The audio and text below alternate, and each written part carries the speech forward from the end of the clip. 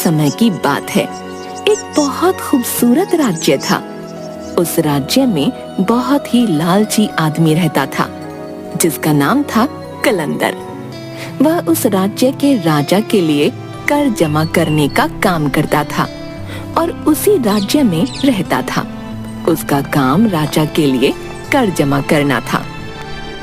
कलंदर जिस चीज को चाहता उसे पाने के लिए लोगों से कर लेने के नियमों को बदल देता और कर के नाम पर उनसे जो चाहता वह हासिल कर लेता। सभी लोग ध्यान से सुनो, राजा ने इस महीने से कर में बढ़ोतरी कर दी है। ये तो हर महीने का है। आप तो हर तरह की चीज पर कर बढ़ा देते हो। ये मेरा नहीं, राजा का आदेश है जिस पर हम सबको सहमत होना होगा। वैसे भी कौन सा ऐसा महीना गया है जो आप बिना कर लिए हुए यहाँ से निकले हो? कलंदर अपने मन में सोचता है, अगर कर नहीं लिया तो अपना घर कैसे भरूंगा? राजा के यहाँ नौकरी इसीलिए तो की थी। अब आप कर में क्या लोगे? जैसे उनकी बकरियां, बैल, फसल इत्यादि। धीरे धीरे कलंदर के लालच की आदत की बात पूरी जगह फैल गई। कलंदर के कारण सब लोग वहां पर रहने से डरते थे। उसके पड़ोसी गांव में राघव नाम का किसान रहता था। राघव का एक बेटा था विशाल, जो बहुत ही चालाक और बुद्धिमान था। राघव का परिवार बड़ी गरीबी में जी रहा था, लेकिन राघव का सपना था कि उसका बेटा एक बहुत बड़ा आदमी बने। यही सोचते हुए वो घर से निकलकर अपने पड़ोस के चाय वाले के पास गया। वहां पर उसके दोस्त बैठे थे और चाय पी रहे थे। चाय की चुस्की लेते हुए उनके बीच कलंदर की बात शुरू हो गई। कलंदर के बारे में पता चला, उसने फिर कर बढ़ा दिया है। हाँ, जब देखो कुछ न कुछ ले जाता है कर के नाम पर। अरे यार, हम क्या कर सकते हैं जब राजा उसे पूरा सहयोग करता है। और उधर पास ही विशाल भी गुजर रहा था। उसने गांव वाले और अपने पिताजी की बात सुन ली थी, तो विशाल ने लालची कलंदर के बारे में सुना।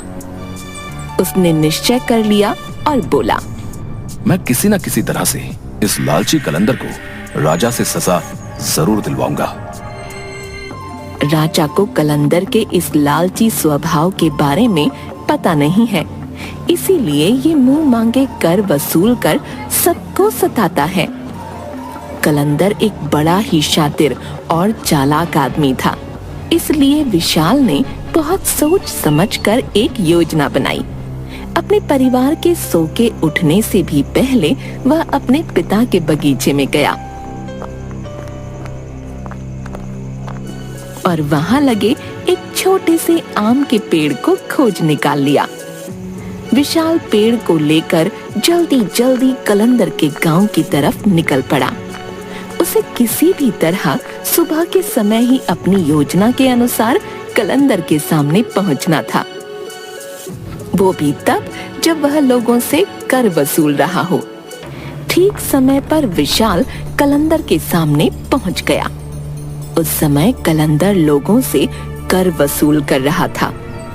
विशाल अपना परिचय देते हुए बोला, सरकार, मैं विशाल हूँ, अभी आया हूँ और मुझे ये पता नहीं है कि इस गांव में एक गरीब आदमी कितना कर देता है, क्योंकि मैं एक बहुत ही गरीब आदमी हूँ और मेरे पास देने के लिए कुछ भी पैसे नहीं हैं। कुछ ना कुछ तो तुम्हें देना ही होगा, तुम्हारे पास क्या है? विशाल ने अपने पेड़ की तरफ देखकर कहा, अब मेरे पास बस ये जादुई पेड़ है, इसके सिवा कुछ भी नहीं है। कलंदर ने हैरान होकर कहा, जादुई पेड़? जादुई पेड़ का नाम सुनकर कलंदर बड़ा खुश हुआ। आखिर इसमें क्या जादू है? विशाल ने चालाकी से हंसते हुए कहा, अरे मालिक, ये बहुत ही कमाल का पेड़ है। जो भी इसके पत्तों को छूता है वो कई घंटों के लिए लोगों को दिखाई नहीं देता। वो पूरी तरह से लोगों के सामने से गायब हो जाता है, पर वो सबको देख सकता है। लालची कलंदर को विशाल की बात पर भरोसा नहीं हुआ। क्या तुम मुझे ऐसा करके दिखा सकते हो जिससे मुझे यकीन हो जाए कि ये एक जादुई पेड़ है? क्यों नहीं, जरूर। विशाल ने सोचा, क्यों ना इसको थोड़ा बढ़ा चढ़ा कर बोला जाए, जिससे ये कलंदर बिना सोचे ही यकीन कर ले। इस पेड़ का अगर कोई एक पत्ता खाता है या अपने माथे पर रख लेता है तो वो दिखाई नहीं देता है। खाकर देखो, आप दिख जाओ अगर किसी को तो बोलना।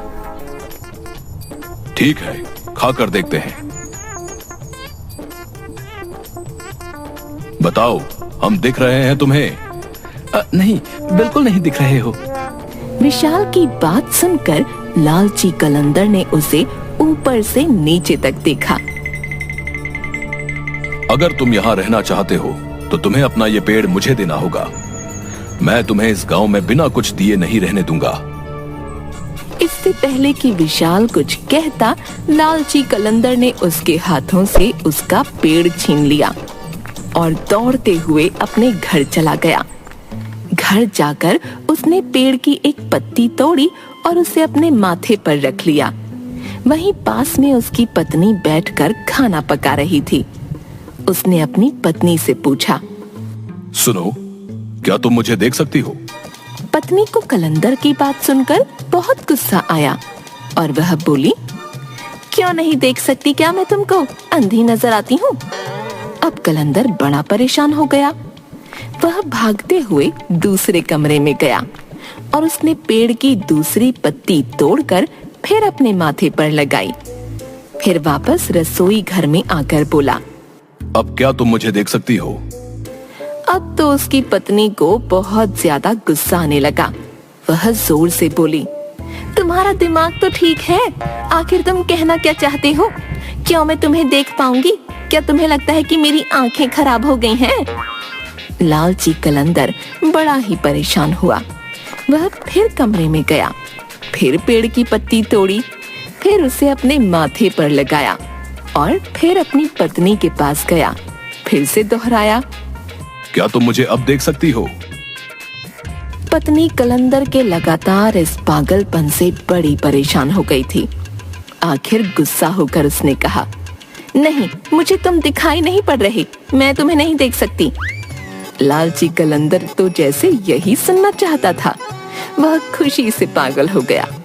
उसने सोचा कि वह गांव में जाकर इस पेड़ के जादू को परखेगा। वह चौराहे पर खड़े होकर पेड़ की पत्ती माथे पर लगाए विचित्र विचित्र प्रकार की हरकतें करने लगा, किंतु किसी गांव वाले ने कुछ भी नहीं कहा, क्योंकि वह उससे बात नहीं करना चाहते थे, क्योंकि उन्हें डर था कि कहीं वह उनसे कर न मांगने लगे। लेकिन गांव वालों के कुछ भी न कहने से लालची कलंदर ने समझा कि वह पेड़ सचमुच ही जादुई है। फिर उस दिन के बाद उसे जो चीज पसंद आती वह उठा कर ले जाता। वह बाजार जाता, किसी दुकान से बांसुरी, किसी दुकान से फल फूल, कहीं से कपड़े उठा लाता। सब उसे ऐसा करते देखते पर डर के मारे उसे कभी मना नहीं करते। लेकिन वह लालची कलंदर यह समझता कि वह किसी को दिखाई नहीं देता, इसलिए कोई उसे कुछ नहीं कहता। एक दिन गांव को देखने के लिए राजा की शाही गाड़ी गुजरी। कलंदर ने देखा कि राजा की गाड़ी में बेशकीमती हीरे जवाहरात आदि सजे हुए हैं।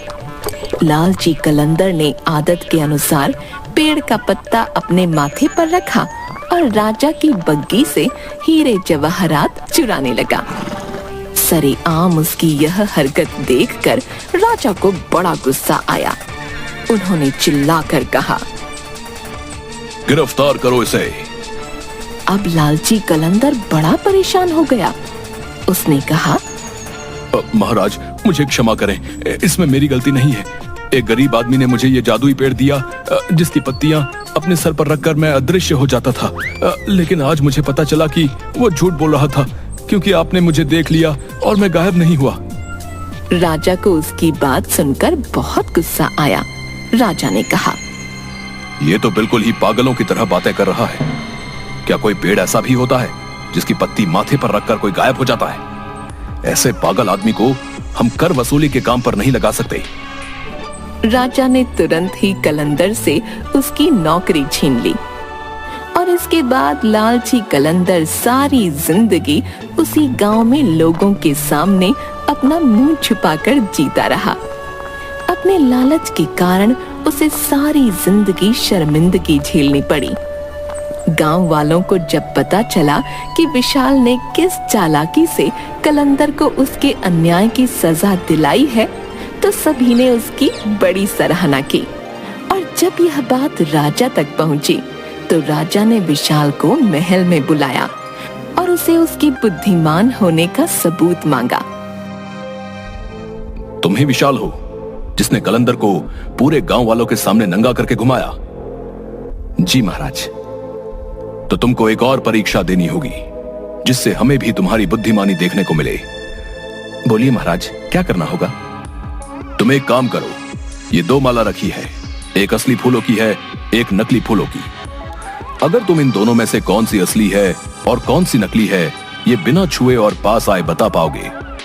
अगर तुमने सही बताया तो हम तुम्हें राज्य का नया कर अधिकारी नियुक्त कर देंगे। विशाल माला देखकर दोनों मालाएं एक जैसी लग रही थीं और उसे लग ही नहीं रहा था कि दोनों एक जैसी कैसे हो सकती हैं। मगर असली पहचान के लिए उसने कुछ देर सोचा और कहा, आप अपनी खिड़की खुलवा दो। राजा सैनिकों को खिड़की खोलने को बोलते हैं। खिड़की खोल दो। बाहर एक मधुमक्खी फूलों के बगीचे में फूलों पर थी। वो सीधा उड़कर असली फूलों की माला पर आकर बैठ गई। महाराज, यही है असली फूलों की माला। राजा सोच में पड़ गया था। इसने तो माला को छुआ भी नहीं था, इसको कैसे पता चला कि ये माला असली है? उसने विशाल से पूछा। तुमको कैसे पता चला कि ये असली माला है? ये बहुत ही आसान था। कैसे? हमें भी समझा सकते हो? आपकी जो खिड़की है वो आपके बगीचे के बिल्कुल पास में है। आपके बगीचे में फूल लगे हैं और उन पर मधुमक्खियां मंडराती रहती हैं। उसी तरह जो असली फूल होता है उस पर मधुमक्खी बैठ जाती है। मैंने भी वही सोचकर आपको खिड़की खोलने को कहा। जिस तरह से मधुमक्खी बाहर से गई और असली माला पर आकर बैठ गई है। तुम तो सच में बहुत होशियार हो, मुझे ये देखकर अच्छा लगा।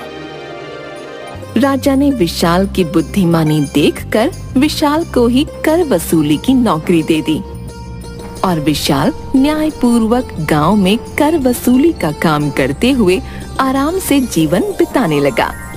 लालच और अन्याय के कारण कलंदर को अपनी जिंदगी लोगों के ताने सुनकर शर्मिंदगी के साथ बितानी पड़ी।